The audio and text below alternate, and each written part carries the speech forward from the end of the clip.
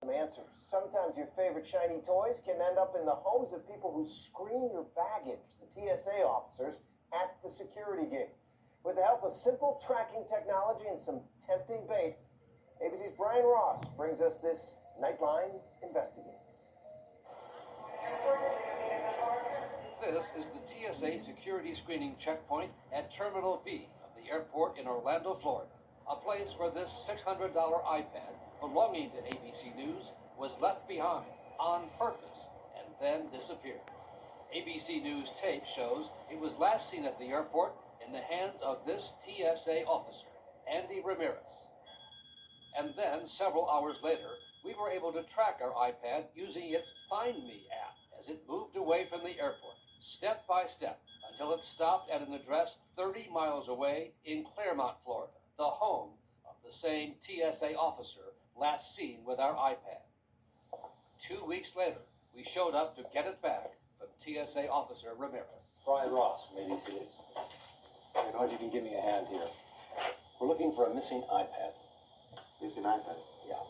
Okay. And the tracking device shows it's located right here at this address. Okay. Is it here? No, sir. But as you will see, that would turn out to be not true.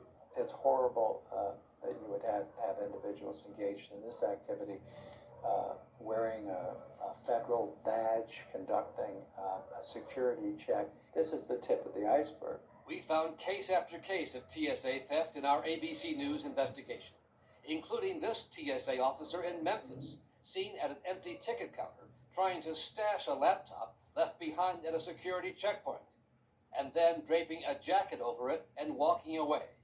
He was convicted of theft and fired.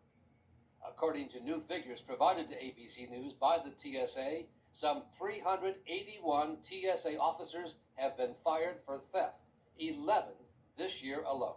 It was like being on drugs.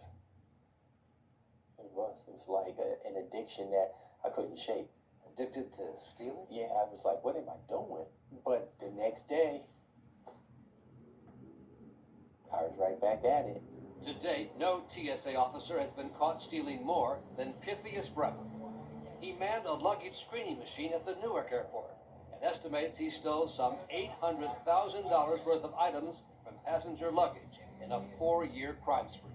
I could tell whether it was cameras or laptops or portable cameras or whatever kind of electronic was in the bag. That's what you wanted. Yeah.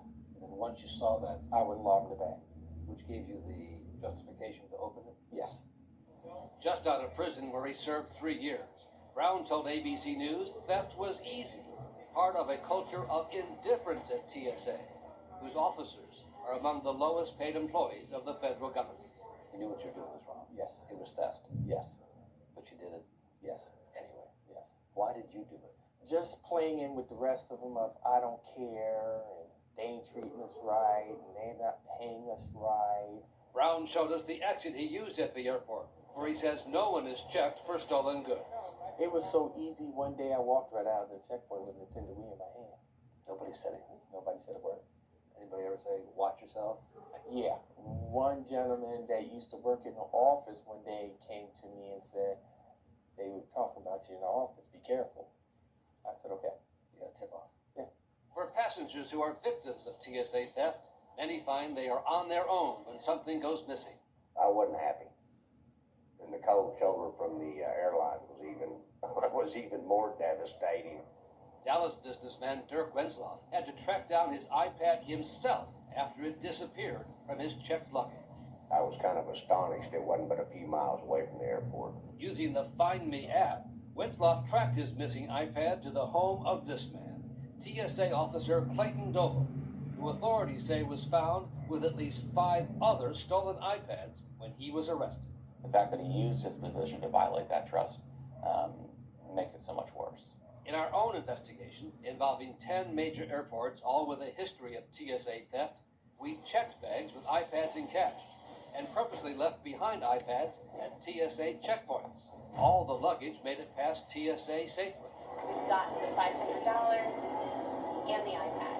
And in 9 out of 10 cases, at carry-on checkpoints, Please come back to the podium to claim your item. TSA screening officers did exactly what they are trained to do.